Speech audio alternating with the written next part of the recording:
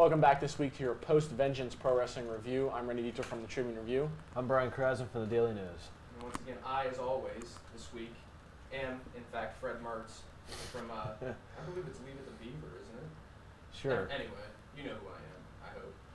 I got to watch more TV Land, I think, Yeah. to get that reference. I watched the A-Team yesterday with the one with Hulk Hogan. Wasn't the whole series about Hulk Hogan? Yeah. I had a day off. What do you want? You know, like A-Team, A-House shows now. Let's not get into that. But one thing we are going to get into, obviously, the pay-per-view last week, Vengeance, where a big surprise for at least us, Chris Jericho becomes a unified champion. Not that it meant a whole hell of a lot.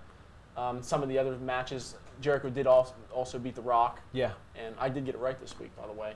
And Nice Steve one. Austin beat Kurt Angle in a clean ending, which was another shocker. Yeah.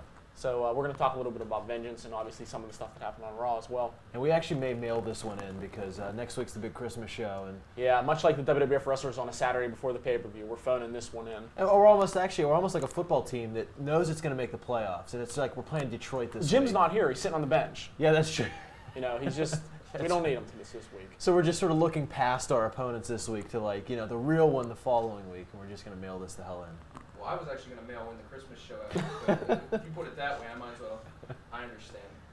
Well, while we have a minute, do you want to bring up the year-end award voting, just something we should Oh, let yeah. them know? We'll remind you again at the end of the show, but Brian, why don't you give them the information on that? Well, because we all have a lot of work to do, we would like you to finish your year-end award voting, which you can access on our webpage, www.prowrestlingreview.com.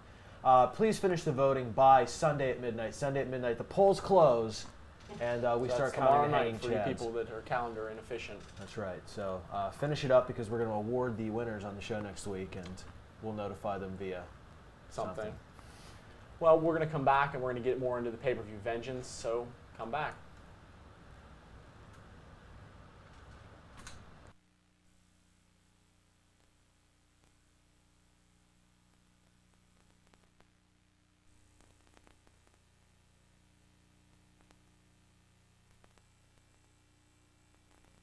I'm so glad this segment's over. I've had this craving for pizza all day, and whether it's 12 cheeses, stuffed crust, or whatever, people just don't make pizza anymore that you can eat without a gimmick.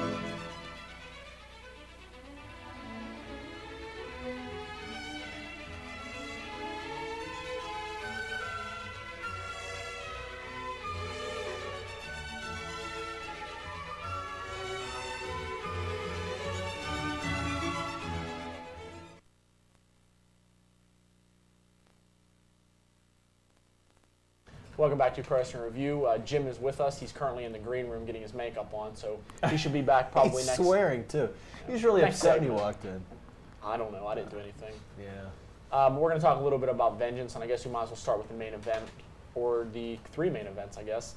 Steve Austin, Kurt Angle, Rock and Jericho, and of course Jericho and Austin. So I didn't see the pay-per-view. I only know what I read. So it didn't seem like too bad of a show, at least the last It was hour okay. of it. Yeah, the last hour was all right, but the three main event matches, though, I don't think. Well, okay. Austin Angle have definitely had better matches than one had at the pay-per-view. Rock Jericho, I think, have great chemistry. I think every time they're in there together, they work well. Even whenever Rock is like doing kip-ups after being hit in the face with chairs. Or run over by a car. Yeah. But really, Austin Jericho is probably the best of the three because Austin's just great at putting his opponent over. He does so many things well that The Rock doesn't, which is why Monday night on Raw, Jericho just looked great again against Austin, even though Austin beat the hell out of him for 15 minutes because he just does that so well.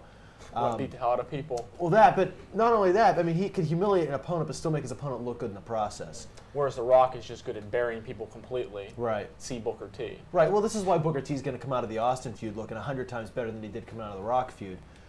But I think the whole Chris Jericho title win was definitely the right move to make. It's funny because Jim and I watched the show together and we were talking about it, and Oh boy. yeah, well, no, we actually kind of came to the conclusion that the guy who deserved the win was Austin. Because if there was one guy you were going to give the unified belt to for the first time ever, Steve Austin's earned it. But the guy who was the right decision to make at this time was Chris Jericho, because he really needed this step in his career. And I think just Monday night, he just had that attitude about him that was like he had finally arrived, and he's hungry. He's hungrier than anybody in that promotion. It was the right guy. What's the same thing I mentioned last week in my rant was the fact that Jericho is like Austin and The Rock were a few years ago, in the sense that you can tell through his promos and his matches that he's really trying. I mean, they even let him blade on Raw, so that's a good thing. That means he's a main eventer. So, but all kidding aside, though, that's the kind of thing that Jericho's been doing. That's why he deserves this push. His opening promo on Raw, if you need any more evidence, he didn't say anything that extraordinary, but it was delivery and it was attitude. The way he did it was perfect.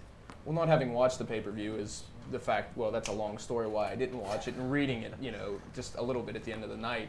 When I saw Chris Jericho was your new unified, whatever the hell you want to call it, champion, I about fell off the computer chair and needed resuscitated because I asphyxiated on my tongue. I just could not believe they gave him the title. I totally agree with the decision. I had this bad premonition. The Rock, just at the end of the pay-per-view, reading it, wherever the hell I was reading it, he's your new unified champion. A guy who completely doesn't deserve it. He deserves to be wrestling on Jacked or Metal, but, I've never given any reasons for hating The Rock before. So this is a first, people. But one thing you have to look at, and we're going to fast forward a little bit to Raw, you see Jericho came out, Ric Flair presented him with the 2 world titles. The fact that they don't have one title for a unified champion kind of gives you the idea that when they do break apart, these belts are going to be split apart again, which goes back again to something we've been talking about leading up to this pay-per-view, and that's that the Vengeance main event, the title unification didn't quite mean as much as it did. Right. I think maybe if they would have went the extra step and made one title belt with both logos on it, it may seem petty, but at least that would have made people think that, hey, it is a unified title instead of 2, which makes me think when I look at that a month from now, we're going to have 2 different companies again. And you never know. I mean, that actually could be what they're going to. But they really did make it sound that way on the pay-per-view, because Jericho and Flair did this whole thing about, and this is obviously before Jericho won the title, that on Raw he wanted Ric Flair to come out and present him with the unified title, making it sound like there was going to be a separate belt. But obviously from seeing Raw this past week, there wasn't one. But you never know. I mean, maybe in the future there will be. But I know what you mean. It does really seem like they're going to split the 2 off just because he's holding 2 championship belts. Well, there's nothing wrong with splitting them off. I mean, that's ultimately what the WWE's been talking about since they bought WCW, or whatever we want to call it. Yeah. But it wouldn't have hurt for them to just get the title belt, have one made, and then when you do break apart, bring the titles back. Yeah. At least that gives people the sense for at least this month that we're going to have one unified champion. Can't disagree with that. Well, not having seen the pay-per-view, let's talk a little bit more about it. That's a good lead-in for everything we say. Well, some other matches on the card, obviously didn't see it. You had the breakup, apparently, of the Hardy Boys. They kind of broke up, but they really didn't. There was never really one set of action where it's Matt is the heel, Jeff is the face. I don't think so, anyway, in that manner. There was no Paul Orndorff power-driving Hulk Hogan to eventually, you never called me back on my answering machine, to split the 2 indefinitely. So it's still kind of just, we're still inching along here, not by a yard, mind you, by inches. And Lita is the main focus of the story, which is just, it's kick-ass. Well, you have to have a woman in there. That's something you said last week about how this whole storyline is going to hinge on whether or not Lita's, unhappy. But you equated it to, a Band-Aid. Instead of just ripping it right off and breaking the Hardy Boys up, much like Edge and Christian did, that one chair shot.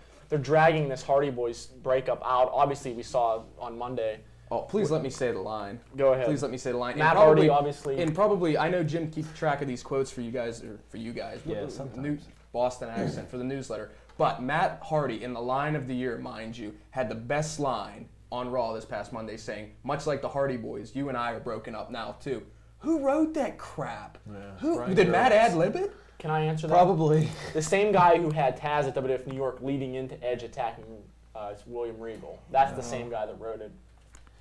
Just to draw on your Paul Orndorff thing, the thing the Hardy Boys really need right now to solidify that they're split up is the whole "you broke bread with my family" line. I mean, we haven't gotten that far yet, but it's a better line than "we're broken up" and so are we, right. And so's Nicaragua and all those cool countries down there. I mean, my God. Well, yeah, I'm sorry, you're right. No, I'm going to say if you compare the Hardy Boys, I guess breakup we were going to call it, to Edge and Christian's. Yeah, Edge and Christian's wasn't handled very well, and yes, it was well overdue. Yeah. But Christian smashes Edge with the chair in the face. He has that look in his eyes, that look that a main eventer does have. Obviously, they've squandered that potential, at least for the time being.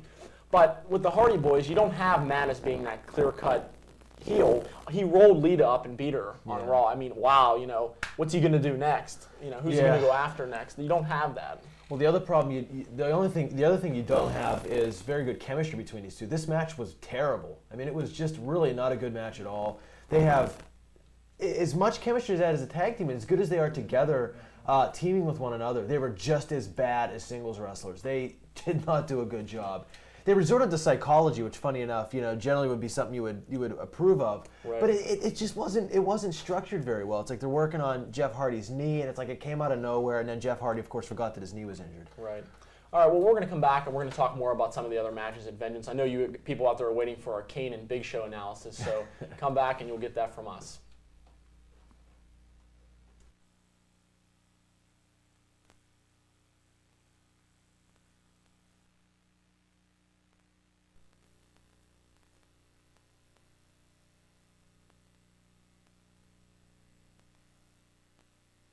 This is Stephon Devereaux. And this is Diamond Lee, and you're watching Top Rank Wrestling, so don't go anywhere. What's up with that, yo? Oh, man.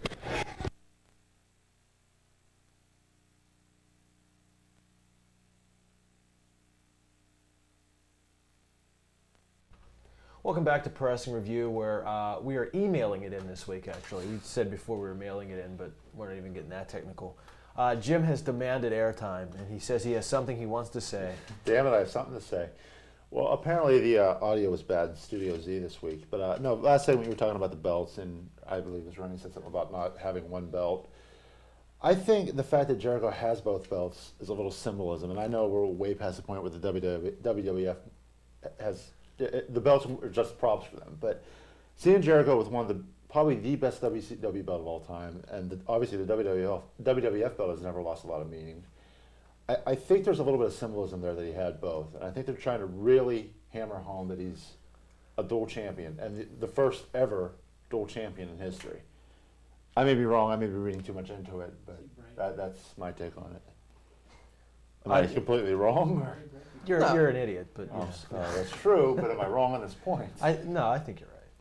And if properly done right, maybe the IC title and US title, when it was unified, could have the same prestige and meaning, but now, well, Edge is going to end up losing to Doink the Clown when he makes his return this Tuesday on SmackDown, which we've yet to really, see. I wouldn't mind if Jericho or the unified champ, if they do break apart these promotions, which I guess they're still going to do, if whoever, let's just say for the sake of argument, Jericho, if he does keep both belts, and I believe you brought this idea up before on the show, the idea of a traveling champion between WCW and WWF, that way he has both belts. There's a lineage to the new WCW from the old WCW. It may not mean much to a lot of people there, but having the WCW belt there and having both belts there, to me, means a lot. Well, the idea of a traveling champion obviously is great, but the Yeah, thing it is, won't happen. I'm convinced the only reason they unified both belts was just so The Rock wouldn't have to drag the one to the ring week after week, because he won't wear it. Not that belt means anything, but it's a complicated story. We could go through the whole history of titles not really meaning a hell of a lot. And if you saw Raw on this past Monday, Ric Flair holding both belts like that. Not that Chris Jericho's a bad choice, but mind you, but Flair holding both belts, not holding them. Yeah. I don't know if they hired Flair just for that reason or not, but if anybody deserves it. That could be another form of symbolism as well. I mean, if you read a lot into it, you can say, well, Ric Flair's passing the torch. Ric Flair has accepted what the landscape of wrestling is now, and that's if you want to read a whole hell of a lot into it. You know what? I don't disagree with that, because this may sound silly, but I saw a lot of Ric Flair attributes in Chris Jericho this past weekend, the way he handled himself. And I'll tell you, and another reason that I say that is because The arrogant heel. not just that, but the facial expressions. Now, I mentioned this on my portion of the webpage. That Jericho's facial expressions after winning the belt and after winning that grueling cage match on Raw were just priceless facial expressions. I mean, not, again, to harp on The Rock, but The Rock would have just had the same look on his face and would have just walked out, no big deal. But Jericho had that look of anguish after the cage match on Raw, like he had escaped by the skin of his teeth. Mm-hmm. And then at the pay-per-view Sunday, just had that look of, of joy that, 11 and a half years of being in the business, and finally he's on top of the How about world. the look he had when Austin's music hit? And that, too. That was a great one, to go. too. Real quick, Tom, let me throw this in about Jericho. It seems like he's getting back to his WCW personality. Oh, yeah. The arrogant, funny heel. I hate to bring up Ralph's name, but when he first started, he really grew into the role. And I'd like to say, well, I'll say it. I mean, I think that person he had then kind of made him. Yeah. And it started the stepping stone for Jericho to become what he is today, and I'm seeing it now. So. Well, maybe for a little more symbolism to take it a little further, and I'm not going to steal Rennie's thunder because I know he's going to talk about it later, but how about this? Just for the hell of it, for one night, you have Ric Flair this past Monday on Raw wrestle Jericho with those belts. You know what? Oh, that's a crappy idea. No, you know what? I don't know. On Raw this past Monday, when Flair was standing in the middle of the ring pointing to the cage, I was ready for him to say, "You're going to fight me." I was waiting for it. But you know what? I think the the things. wind has gone out of Ric Flair's wrestling sales. I don't know if he should be in the ring anymore. So The thing is, though, I don't this isn't an extended thing. It's a one-night deal. Yeah. you'll see a one-night deal at WrestleMania when he takes on Vince. I would have rather seen it this past Monday. I really would have. And it's the thing, Flair's not conditioned to wrestle in the ring. Have him come down in his suit, take his little jacket off, roll his sleeves up, and just beat the hell out of him. Whether or not he won, which obviously he shouldn't have, if he would have wrestled Jericho. The thing is, and I don't want to get too much into this because I know Rennie's probably with Tank Abbott's knife in Studio Z waiting for me right That was now. Big Al's knife, wasn't it? Well, I think he stole it off and then cut his beard and his throat at the same motion. But, well, that's what Shivani would have you believe. Oh, no, it was his beard. I'm sorry, this is the first one, not the latter. But I don't even remember what I was saying. The fact that Flair. it would have made both of those titles mean so much more. If he would have lost, he would have lost. Yeah, I think Agree with me. I agree with you. The sooner you accept it, the better off you'll be. I think Jericho needs a lot of wins. I don't know if having a big win over Ric Flair would go that far. I mean, it's possible. I mean, for people like us, it would be the symbolism, though. I mean, You're the right, symbolism you're right. that one of the greatest heavyweight champions of all time. See, the thing is, I think maybe last night would have been, or this past Monday would have been rushing things. I think that Jericho needs to have this belt for a while, and I think maybe a month or two into his reign, he starts getting under Flair's skin, and at that point, Flair finally snaps and says, "Look, I've had enough." Oh, You know. absolutely. There's many we're ways to do also it. yeah, we're also basing all this on a theory that Chris Jericho is going to have this belt for an extended period of Well, time. by this taping on Saturday, he may have already lost it. We don't know that yet. True. But But I mean, we've talked about it before in private. I should have ran it on this last week. Even to the Rumble, I think even if he holds it to the Rumble, depending on what they do between now and then, I think it's a successful reign. I'd like to see him have it to WrestleMania, but that's just. Well, you know what? I think he might. I think unless he faces Triple H at the Rumble, that's possible. If he faces Triple H at the Rumble, forget it. He's not getting out of there alive. But I don't think that's going to happen. I think a more likely scenario is to Triple H to come back and win the Royal Rumble because that's kind of the story they've always built into it. The guy who's, physically hampered, can he handle the punishment, and he ends up winning. And I think you get Jericho Triple H at WrestleMania. Because you let Jericho establish himself as a champion and as a main eventer. Maybe you have Jericho beat Kurt Angle at the Rumble. But the fact is, he has to beat somebody going into WrestleMania. I agree with He you. has to. I mean, Austin. I think the win he got Monday night was fitting. Maybe down the line he'll get even a little more clean of a pinfall. It doesn't matter if he does, but you just can't have him DQ, loss, count out to the Rock. Yeah. He's got to pin somebody. he can't. If beat the you're Rock ser- twice if you're in a row. serious- Oh my God, are Right, you mad? he's got to beat somebody. If you're serious about Jericho going to WrestleMania, What better way to kickstart his title reign than to beat the best champion of the last 50 years? well, Yeah. But then That he would would be. lose to Spike Dudley in a free-for-all match. Well, speaking of this whole thing, we're going to come back next segment. We're going to show you a clip of those closing moments of the cage match from Raw Monday night. We'll get into talking about Booker T a little bit because Booker T is another guy right here who's kind of on the cusp. They screwed up the first time, but they've got a fresh start with him now. And they finally have a chance to maybe build this guy into what he should be. So we'll talk about that when we come back.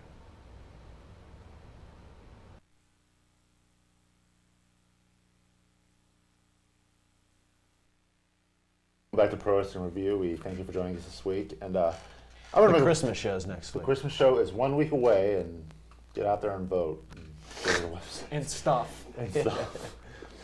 We have a lot of cool stuff next week. We've been talking about it all through the show, in between takes, and we're gonna have a lot of crap. There's going to be crap all over the table. All over the table. That's right. One thing we're talking about Raw. We're talking about the pay-per-view a little bit, and the one thing I think coming out of the pay-per-view that I had a little bit of hope for was they seem to have I don't want to say overwhelming direction for everybody, but they seem to have a basic game plan for everybody involved in what happened Sunday. I don't know if you guys agree or not.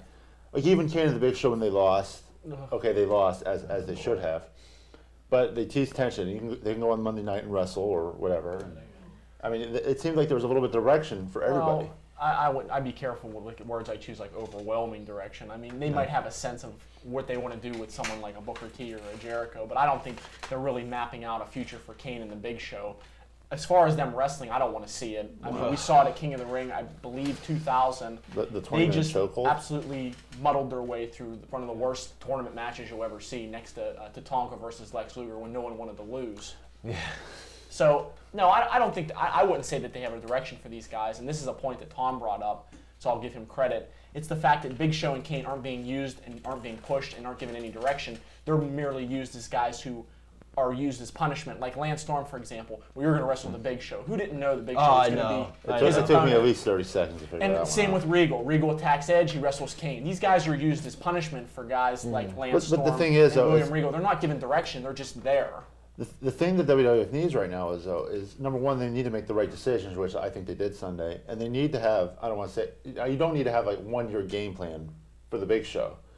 But it'd be nice if you're gonna throw him out there every week, which they seem to intend on doing. It'd be nice either A, he had a feud, or B, at least a modicum of a storyline to make it more interesting. Well, I think we've learned That's from what they've lacked the last 6 We've months. learned from the WWF in the past, though. They latch onto a certain guy for 3 or 4 weeks, and then they push him, like the case with the Big Show. He was involved in Survivor Series. Now he's just kind of hanging out and doing that's the whatever, problem. hanging out the That's water the cooler. problem. And at least Oh, I agree. That's the coming problem. out of Sunday, it seemed like, well, okay, they got a little bit of direction here, and things could happen if they keep going along like it's for the next 6 months.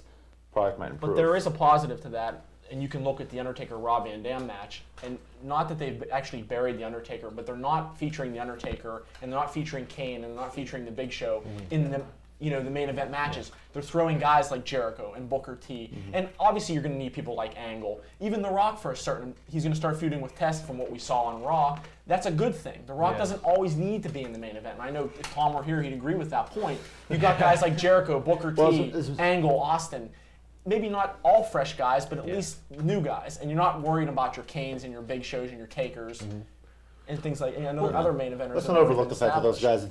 guys they do have a role and they can contribute, but not always at the upper echelon of the card. Right, and that's one of the positives, and I know this is going to shock people that we actually talk about positive things, but that's one of the better things that WWF did over the with their pay-per-view and on Raw, is that they made it a point to push guys that were new, Yeah. like a Booker T, who we That's- saw. and- who we saw in and the clip. Jericho as In well. fact, let's get into Booker T right now because we did show the clip at the top of the top of the segment with Booker T slamming the cage door on Austin's head.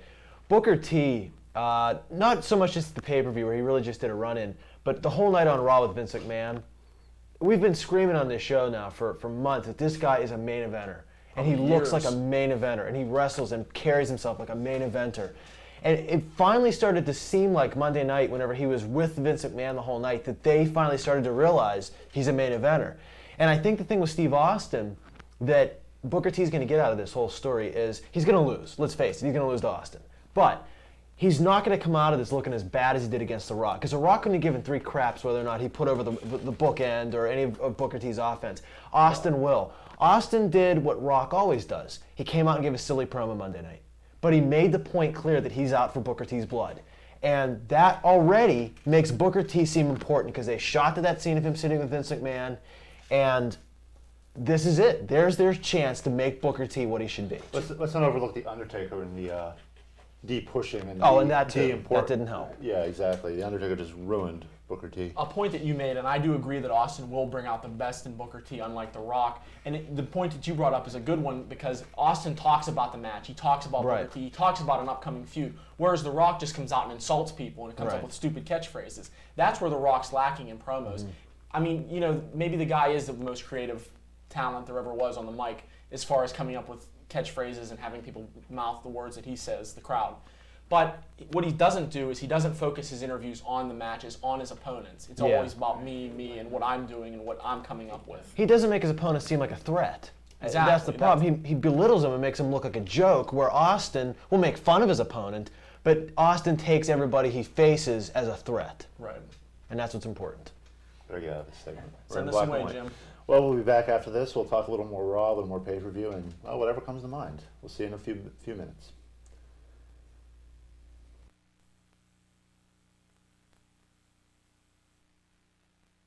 Once again, you guessed it, this is Pro Wrestling Review Trivia. And just a little shout out here to our critics. On a Saturday night, watching us taking notes, go out, please. Anyway, Ray, Go why out don't you- after the show. What the hell's wrong with you, man? Well, to sit down in front of a show that I hate and take notes on it is kind of, barbaric. But, it's cool. But they want pizza, damn it.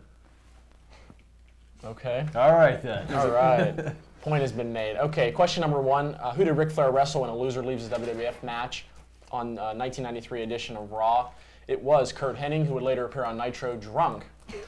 Question number 2. What was the main event of the December 1995 In Your House pay-per-view? It was Bret Hart versus David Boy Smith, and our own Bret Hart bled like a stuffed pig.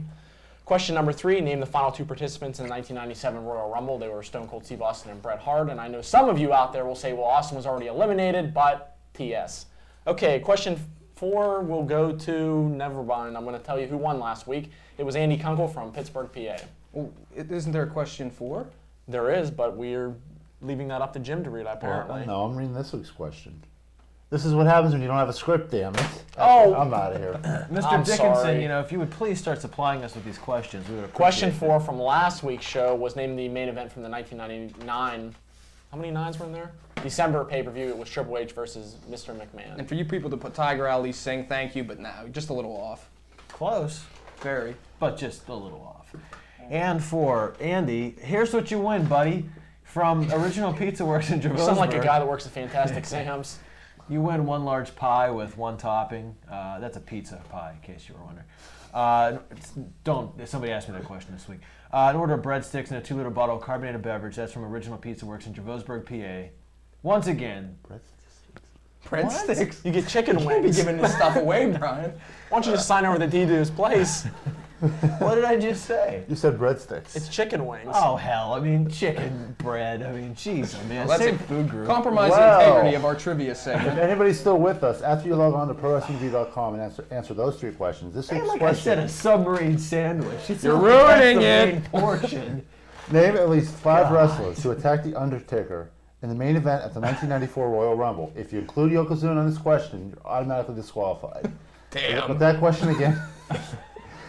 Name at least 5 guys who attacked the Undertaker in the main event of the 1994 Royal Rumble. Hell, there must have been 50. So, answer that. ProWrestlingReview@lycos.com. Name and address, and Tom, please, for Can the you love name of the Undertaker as one of those guys? the fake He Undertaker. did Was he attack there? himself, yes. Tom, get us the hell out of here, please. Answer the questions. Goodbye. Going back to the show, and I didn't have the pleasure of sitting on the last segment, but I heard some things about The Rock that, well, I kind of really agreed with, about him just totally crapping on his opponent, not taking them seriously. But as far as The Rock getting people to say his phrases, I know. I was waiting for this. Go I ahead. mean, why do you think people at football games say, hey? They're programmed to. Didn't we discuss this last week? Yeah, but I want to do it again. Oh, Well, no. not really. Too Go bad. back to I what just- works. Why? When I come on, I do the intro. I always have to get my digs in at The Rock. That's and if he true. would just blow his knee out and go out for 2 weeks or 2 months or 2 years, Yeah, because whatever. it always takes 2 weeks to rehab a blown out knee. He never gets hurt, though. We don't know that. You know, It may take a week, may take 2 weeks. He's Superman. Without another company for guys to jump to, the main eventers are going to get stale. Yeah, Rock. Why is that still up there? I'm surprised it doesn't have like knife dig marks in it or something. See, he's not even holding the belt in the picture. we- It's can like we- he wants to drop it. Can we get this Goldberg Koala shot in just for the hell of having it? You know? Why were you kissing that before we went on the air? I like Wallace. Oh, okay. Just checking. I thought maybe you like Goldberg. Boy, that's going to give us some interesting email. Actually, getting back to the As if we don't pay-per-view. get any anyway. Right. But how can an animal lover endorse Keystone beer? Aren't animals killed to make that kind of beer? Anyway, notwithstanding, taste Bitter of beer face. Those are the worst commercials on the face of the I planet. need Brian here to crack the whip on That you and two those guys. those radio beef jerky I spots. can't control Pelican beer. beef jerky. I think you're making that up. No, you never heard those? No. It's like I survived my wedding day. It's just the stupidest thing I ever heard. If you don't buy Pelican beef jerky, they just absolutely Well, the suck. fact that they're actually killing pelicans to make sticks of meat. Anyway, well, we could really go off on here. I could start talking about real cool infomercials and stuff with people with that zapper on their face, where their eye gets real droopy and falls out of the socket. But I'm not going to do that. So anyway, we were talking about Raw in the show. Well, I Oh, wanna someone ju- said Raw. That's my cue to wake up. I Oh, wanna yeah, jump- you're the most I wanna jump- professional on this show, I'd like to add. Hell yeah. I'm gonna sure. jump back to the pay-per-view for a second. Wearing a white shirt. There were 2 matches actually that were pleasantly surprising, as in, i.e., they didn't suck horrendously. The first is the first Don't is you dare. the first is the women's match. Why do you put yourself through this? Well- you talk about women's match, by the end you're like, God, I hate every woman in the WWF. Well, Jackie. Go actually, ahead. Jackie actually proved why. It was okay. I mean, The that's all I fact can that she say. can wrestle doesn't hurt either. Yeah, she stiffed the hell out of Trish, and it was a good match. Okay, no, I'm sorry. It was an okay match. See, already starting It's to an okay decline. match. And of course, Trish, who comes out of the pay-per-view, then has to team with The Rock the next night. Which is kind of like a drop-off. Yeah, pretty much. That's a way to carry momentum, I would think. Well, you saw Jackie when the first edition of Tough Enough when she was beating up all the women contestants. I mean, that's a cool thing. She's beating up a few of the guys, too. It's fine with me, Of course, especially a Harvard kid. Yeah, the guys weren't really fighting all that well. But that's neither here nor there. The other match I want to talk about is the Undertaker Raw Van Dam match. And I guess it was like 2 or 3 weeks ago I criticized Van Dam. Said he shouldn't. No, the hell you say. Yeah, every once in a while I've been known to criticize ECW workers. But I said he shouldn't win this match. I said he had to learn a few things from this match. I think he did. I think his offense wasn't as sloppy as it usually is. The Undertaker took it well, put it over pretty well. And the one thing I wanted to see out of this match was Rob Van Dam wrestling defensively, which he would have to do against guys like The Undertaker, and he did that. So I think a lot of good things came out of this. Oh, well, not having seen the match, just hearing many. Yeah, where the hell's positive Brian things at? about it. I'm talking about the pay-per-view, and you guys didn't see it. We read about it. That's almost as Well, good. you read about it. See, my PWR card's not accepted up at the cable company anymore. See, I just present it. They give me the pay-per-view for free because I'm famous. Did you and call they the know who I am. PWR police? To Didn't take they care cut of it up this week? With the card? Yeah. Let's not get into that. I'm sorry, Jim. What did you say? No, But the I real said- question I about shouldn't repeat Rob it. Van Dam and The Undertaker A cheap is, shot. what do you think of The Undertaker's new Imagine haircut? Good. That's the real question everybody Well, wants you to answer. He looks like Mark Calloway. I think he looks like I'm Jim sorry. Fullington, but that's another story. Well, I don't know. I think if you could do something with Undertaker in the hardcore division, I mean, if you keep it what it is, Undertaker just beating the crap out of people. but just imagine that role of the Undertaker he may play, just being the killer in the hardcore division. Why couldn't they give that to Mike Awesome? I mean, I realize he's hurt, but before he got hurt and before they weren't doing anything you're right. with him. I mean, who's to say Mike Awesome can't come back and beat the Undertaker? Yeah, that's real fun. No, I mean, no, I'm serious. I think if this is something new for the Undertaker. I don't know how effective he'll be wrestling hardcore matches, but I liked what I saw Sunday, and a rematch with Van Dam isn't out of the question, and another Undertaker victory shouldn't be out of the question. I mean, as long as the Undertaker's out of the main event for the time being, to maybe give his character a little bit of a freshness to it, and he just Yeah. turned heel, and he cut his hair, so he's fresh already. Yeah. But just keep him out of the main event for as long as you can, then maybe insert him somewhere down the line. And the other thing about Van Dam, imagine that he wasn't on Raw this past Monday, maybe selling the injury he sustained at the pay-per-view the night before. So for the people out there who thought it was deplorable that he wasn't on Raw this past Monday, think a little bit. Well, yeah, I think there was some news coming out of the pay-per-view that he did suffer a slight injury. I'm not Well, I'm not 100% sure about that, but I I do do agree tell with, what he was looking a little groggy at the end there, but you never But know. doesn't Van Dam always look a little No, bit? I'm sorry. here Undertaker we go was. again, treading on that water. But you know what? But I do agree with his point about if Van Dam was perfectly capable of being on Raw, have him sit out, have him sell Right, the effects of the right. hardcore match. That in turn helps your hardcore division if Right. they're really using the and division. again, I have to say, it's the simple things like that that WWF has lacked for the last 6 months to a year. And it's the simple things like that that people are going to get that's going to make their product better. At least I think so. You're giving me that look, man. No, I was just trying to think who the European champion is. I don't know why. It's Edge, Christian. Oh. Good work. Real quick, just one more thing about The Undertaker. I think you have to make him devastating to make this work. Come out and demolish someone like Crash Holly, and maybe feud with Bradshaw Farouk in the hardcore division. I think that'll work, and we'll wait and see. I mean, it's new ground for The Undertaker. Well, as far as laying the groundwork, like on Raw, with Undertaker in the hardcore division, moving along with the Booker T storyline, the Hardy Boys, I don't think they really made any leaps or bounds this past Monday, which maybe one leap or bound would have been good. They kind of just inched along, and I brought this up before. And maybe it's just a case of them not knowing exactly what to do with different guys, like the Hardys, like with Undertaker. Yeah. I mean, they did a decent job. It's something we haven't seen in a while, future planning. Hopefully they'll just keep on the same path. But, this week coming up, I'm sure Raw will just be overturned by the likes of Crash Holly and guys of that We can nature. only hope. And of course, we didn't see SmackDown yet, so obviously we apologize to our legions of fans out there for not It's knowing. not our fault. It didn't get taped yet. Well, it is. Everything's our fault. You have to understand that. But we're going to come back, and one feud we didn't touch on, well, actually two feuds, Edge and William Regal, and the other one is The Rock versus Test. So come back soon.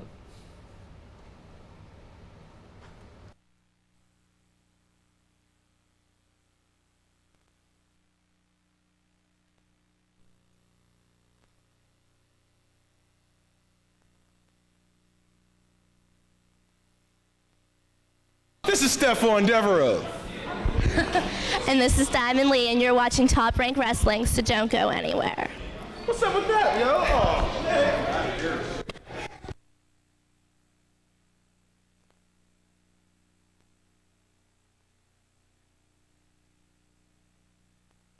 Welcome back to the show. We thank you for joining us this week. two feuds that we didn't talk about previous segment: Edge and William Regal, and The Rock versus Test. Stop it. Anyway, we'll start with Edge and William Regal. They had a match at the pay-per-view. Obviously, we didn't see it, so shame on us. That's what I heard, actually. Yeah. Can you imagine that, us coming unprepared? Spending $30 But you on wouldn't know nothing? it, though, would you? No. Oh, hell, this show's cruising along. Edge and William Regal, bottom line is Edge should win. I mean, they've looked good in the ring. Well, the match already happened, so Edge did win. Well, I mean, if they continue on from this. Oh. But William Regal's getting his shots in, and bottom line. The match wasn't very good, though. I mean, it's not any of their faults. I mean, they both worked hard, but they just don't have styles that complement each other. Regal, as good as he is, as much as I like him, actually on WWF.com, they did this thing where they were interviewing all these different guys about Jericho winning the title, and Regal said he wanted to pour acid in his eye sockets. That's why William Regal's great. But his style only really worked with a couple of guys. That's why he should feud with Chris Benoit forever. But it just didn't work out. And I was hoping that they were going to kind of realize that and move him along, but it looks like they're going to continue the feud. Yeah, but by the same token, though, it's just we've always complained about having one match and then nothing, or a 3-week push for Regal. And obviously we saw Monday Night Regal did attack Jericho, and I don't know what happened on SmackDown yet, obviously. But, I mean, it doesn't matter right now. Edge has to win. Edge has to get the decisive victory. I think Regal can take the loss and not be hurt by it.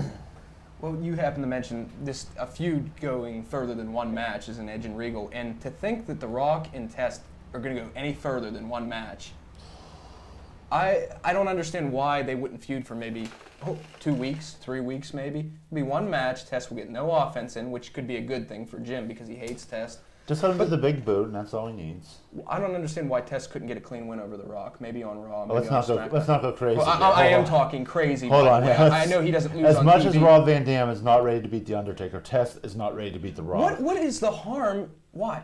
What is the Because harm in having a guy get a big win? A surprise win? He hates The Rock. He hates Test. You and I. Yeah, why are we arguing bad. then? This is bad. Yeah, the field's gonna suck. But no, I think I'm sorry. Test just isn't. He's not in that upper echelon yet. I'm sorry, guys, Test he's isn't- not. Test isn't in the echelon to win a world title. He is in the echelon or in that level to beat The Rock because it's the WWF. Anything can happen. And who the hell? They can't beat The Rock. Who is he? I realize he doubles as a Scorpion King. He can be beat on any given Go to night. Christmas shopping done. It's good. Yeah, why don't you? We should have just debated. Right. this. We're going to start sitting out these point counterpoint segments. Yeah. It's one of those things where Went to the mall today. Hey, he's Test- talking. Yeah, obviously beating the. I can't believe I said that. Hush comes over the set. Yeah, obviously Test beating The Rock will go a long way to elevating him, but I also think you're just elevating him by the fact you're putting him in there with The Rock. Calm down, let me finish. As much as you hate The Rock, he is still For different reasons. The Rock is still, and I do this display every week. It seems like The Rock is up here, everybody else is here, and Test is maybe right here. What?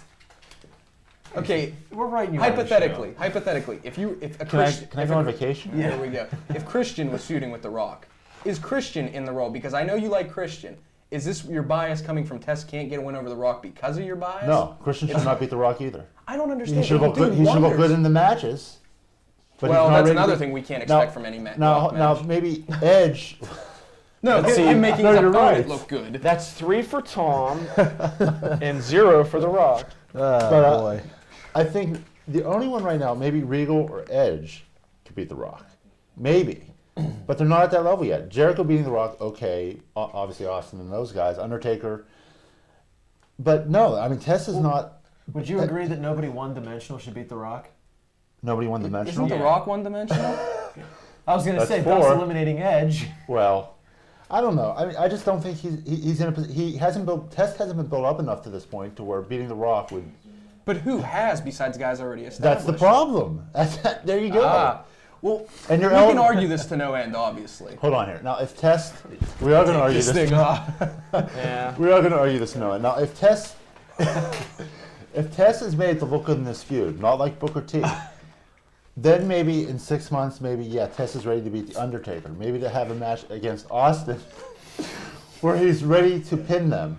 Now, no. Same thing goes for guys like Edge or Christian or anybody else. The problem is they haven't built these guys anywhere close to that upper echelon where beating them would make any sense at all. Well, wouldn't beating them start to build them in that upper echelon? But you can't go from point A to point F. Why? Some people don't learn A, B, C, That's- D, that's F. Some people just go A right to F. And obviously, I'm being very childish right now. Something I've never been on this show. No. But what's the the thing point is, of doing in a that? feud, Take your steps. I agree, but in a feud, if it's more than 1 week, the match, I'm gonna knock his chair. I'm gonna kick the legs out from underneath it. What do you guys If the think? feud, Is if Test- the feud. Wait, Oh, let me well- get this point out. I'll shut up the rest of the segment. If say they feud for, imagine that, maybe a month. Rock gets the best of them. Test maybe gets a surprise win here or there. That helps Test. Doesn't hurt The Rock because you Right. can't hurt the Scorpion King. You're right. Okay. Guys, what do you think? I don't know. Rock's that guy up on the wall back here trying to drop the belt. There he is. I think Tess is ready to catch it or something. I don't know. I know, Jim, that you and I occasionally see each other throughout the week, so we're going to have to get past this point, but Test can beat The Rock. Test should beat The Rock. Not win the feud, but I think Test should win a match along this, somewhere along the line. The WWF, I'm sorry, Jim, is serious about Test. Vindicated. Should Christian beat The Rock? He's got, no. Then Tess shouldn't beat The Rock. No, Are that's you not telling me Tess is above Christian right now? The Rock shouldn't beat anybody. In the way that, look, Jim, I'm talking about the way All the four. WWF goes about evaluating talent, pushing talent. Yes, Test is above Christian. I'm sorry to say Well, it, but he you're is. possibly right. And that is the reason I think Test should beat The Rock. The Test is more positioned to beat The Rock than Christian. And Plus he's that- tall. You're right. And No, but that's part and of has it. long hair. And has long hair. No, But I'm that's saying, part- if that's true, and you're probably right, that's true. The WWF sees him in that position. I don't think they've built Tess to a point where he is above Edge or Christian. I just don't think he's at the point. What's the part of an upset, though? Upsets are wonderful. Well, we'll see. All right, well, black and white. This is the easiest segment I've Already? ever done. We're black and white. The only thing I want to say really quick is the fact that it's all about building new talent, whether or not you like Test or Christian or whomever.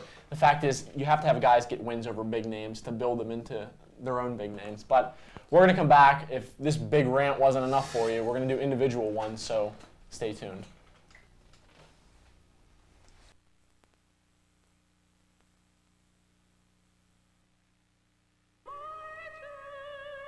Make me an effective instrument of thy peace. In the defense of the skies that canopy free nations. Instill within me an abiding awareness of my responsibility toward you, my country, and my fellow man. So guide me daily in each thought, word, and deed, that I may fulfill your will. For more than 50 years, there's been a place where men and women of integrity have been able to make a difference in the world. We invite you to let your voice be heard in your nation's Air Force. May these graces abide with me, my loved ones, and all those who share my country's trust.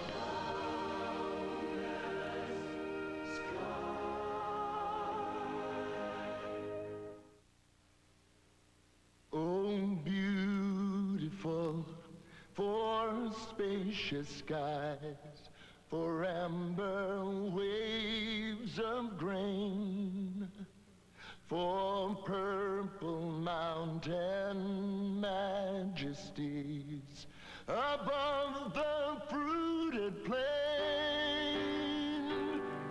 America, America, God shed his grace on thee and crown thy good, oh, with brotherhood,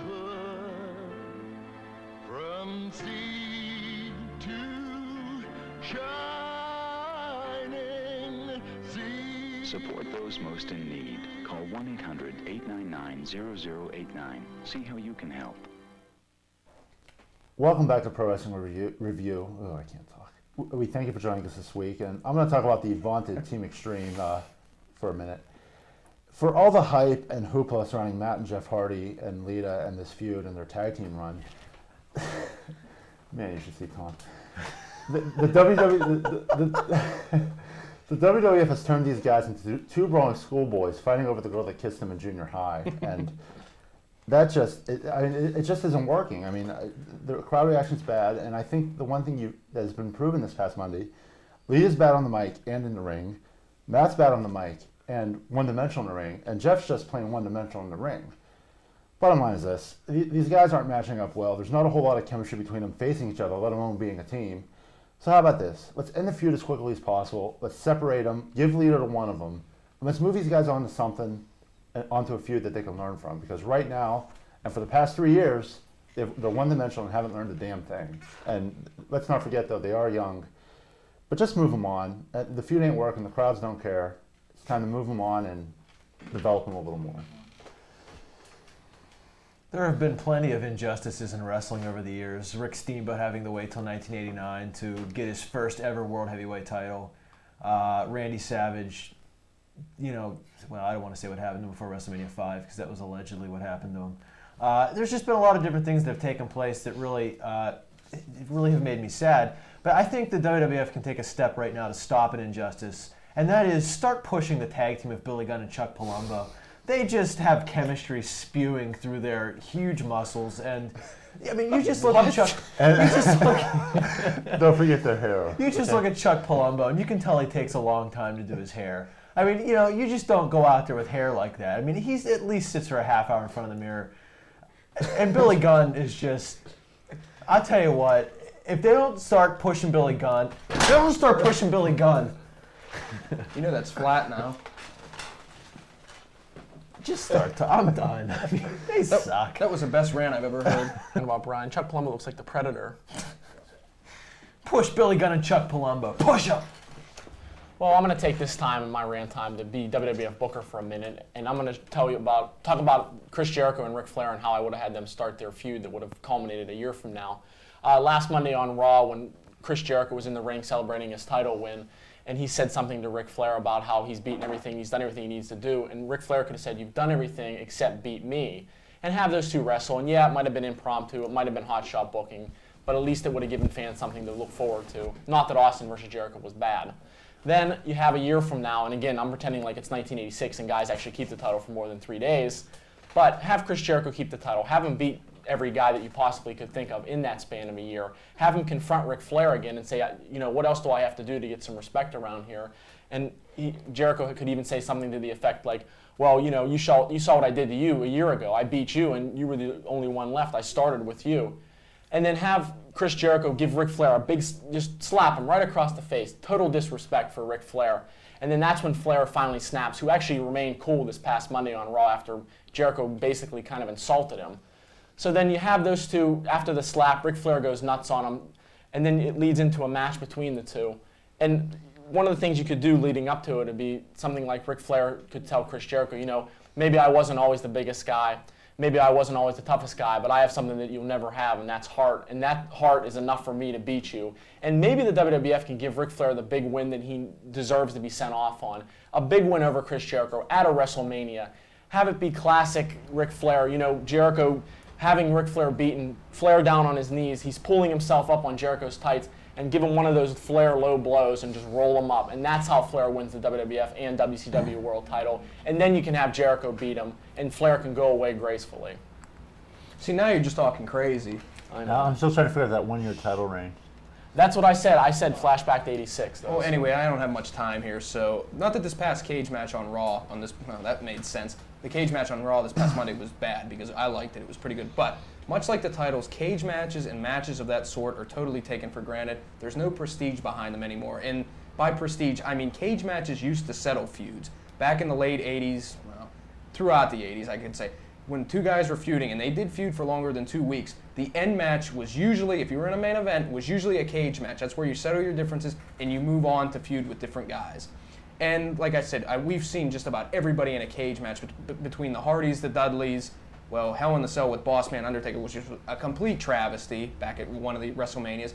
What my point is, when you have guys feud for a long time, say Matt and Jeff, the end result, the last match, the final product should be a cage match where both guys bleed like stuffed pigs and the feud is settled. But like I said, when you throw a monkey wrench into the works every now and then, an Austin-Jericho cage match is not that bad. But get back to having the feuds end with cage matches and matches of that sort. Well, I guess if you would like to read my column, it's called Sharpshooter. It's in the Daily News. Check it out on newsstands everywhere, or read it on the internet, www.dailynewsmckeesport.com. This week I'll be talking about the tag team phenomenon of Chuck Palumbo and Billy Gunn, and I believe by next year at this time, Chuckamania will be running wild after he beats Ric Flair for the world title. Chuck Palumbo. Did you fear to take your medicine again? That's a definite yes. If you want to read my column, you can pick it up on the newsstands tomorrow, or you can read it on the web. It's www.triblive.com/sports. Look for the columnist without the mugshot on there. Well, we're exactly a week away from our Christmas show, which means you have about 24 hours to get those ballots in. You're under awards. Go to our website to check that out. Mail the ballots to ProWrestlingReview@Lycos.com, and the hate mail goes to IHatePWR@CS.com. There's going to be crap all over the table next week. All kinds of crap. Everywhere. And for you trivia buffs out there, the question once again is name at least 5 guys who attacked Mark Calloway, otherwise known as the Gravedigger, the Undertaker, in the main event of the '94 Royal Rumble. And just for bonus, name another match on the card that didn't suck.